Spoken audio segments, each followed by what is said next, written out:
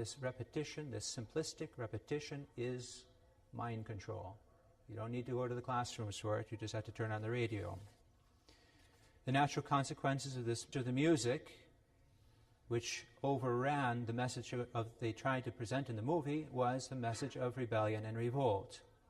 It's interesting to note that James Miller, in his discussion of rock music, includes a discussion also of the psychiatrist Robert Linder, who made a study in 1944, a very influential study called Rebel Without a Cause, the Hypnoanalysis of a Criminal Psychopath. Robert Linder says, juvenile delinquency cannot wait upon erotic gratification, so he rapes. He cannot wait for approval from adult society, so he grabs attention by becoming an outlaw, a menace to society, a rogue male, a rebel without a slogan, a revolutionary without a program. It's interesting because the study was used as the basis for a very famous movie, which was made around 13 years later, which starred James Dean, The Rebel Without a Cause. This movie was based upon this psychiatric study, which presented what is the nature of juvenile delinquency. Here, they wish to glorify it. Now the rebel without a cause is the hero. Also mentions in his discussion of rock music at this point an essay by Norman Mailer, published in 1957, where Norman Mailer describes this new breed of young, youthful hipster that was being produced by this new form of music.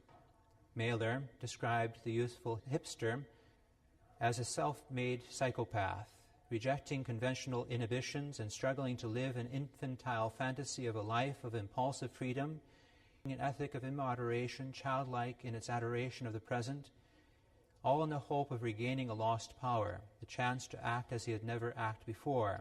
The hipster's hero had relinquished the pleasures of the mind for the more obligatory pleasures of the body, pleasures he conveyed to others through the mode of music, which gave voice to the character and quality of his existence, to his rage and the infinite variations of joy, lust, languor, growl, cramp, pinch, scream, and despair of his orgasm. James Miller goes on to say this joy, lust, and languor, the mass marketing of such emotions in a laundered, popular way became the stock in trade of Atlantic Records, paving the way for other enterprising companies to pull off the same feat. This, again, I remind you, this is written like rock music. He's not attacking it. He's just presenting it as it is. Network and cable television, with just a few exceptions, is poisonous to children. It is probably easiest and wisest to eliminate network television. If there is a particular show that has merit, then pre-record it so you can speed through ads. If you watch football and other sports on TV, then you need to have the remote control in hand to switch off the ads. Don't even bother tuning in. Instead of constant access to network TV, have movie nights on weekends. This eliminates TV for the better part of the week without forbidding it time for schoolwork, hobbies, and evening reading. It's a poor idea to have a TV in a child's or teen's bedroom, especially if it is connected to a cable or an antenna. There is no way to monitor what is watched. Before allowing your children to watch any movie you are unfamiliar with, go to one of the many excellent Christian websites that reviews movies for objectionable content.